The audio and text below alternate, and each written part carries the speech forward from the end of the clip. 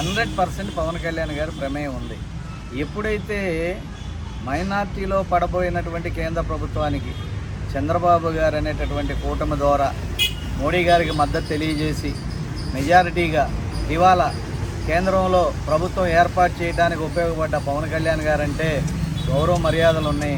ఆయన ప్రవర్తన, ఆయన పరిపాలన తీరు భారతదేశంలోనే అనేక రాష్ట్రాల వారికి, అనేక ప్రధానులకేంటి, ఉప ప్రధానులకేంటి, హోమ్ మినిస్టర్లకేంటి, మీరు చెప్పినట్టు ఆర్థిక సంఘం కావచ్చు, సెంట్రల్ బ్యాంకులు కావచ్చు, ప్రతి ఒక్కరికి నచ్చినాయి.